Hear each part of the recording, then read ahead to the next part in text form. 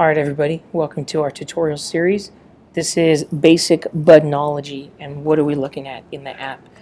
So you'll see when you're in that primary hand receipt, there's a lot of stuff going on basically at the top right and then within the tables themselves. So let's talk about the top right. You can use the button there to toggle the kind of list you're looking at. So you're either looking at a grouping of those items, or you want to see kind of like the individual items underneath each. So that's pretty straightforward.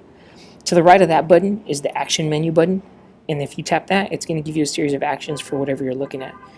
And that's going to change just depending on where you're at.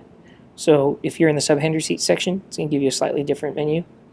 If you're in the assign section, you can see the only option is to expand and collapse. And if you're in the merge, then it's going to give you a different action as well. So it's pretty straightforward there. That's your action menu button. Let's talk about the table itself. You can always search by pulling down, and you'll have a search bar, so you can definitely get into that. Also, these expanded views give you slightly different information, but if you look, the header of each cell is always the same. So you're going to have your LIN and your MPO description despite whether it's expanded or not.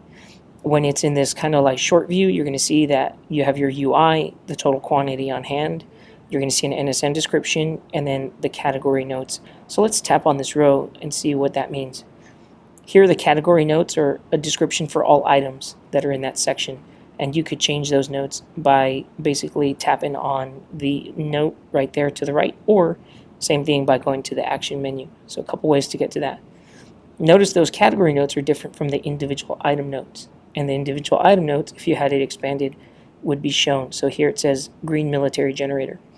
Also, the individual item, the serial number is highlighted in blue, and if it has a picture, that shows up as well. So you could see it going on there. And you could get straight to that item by tapping on this and see those details.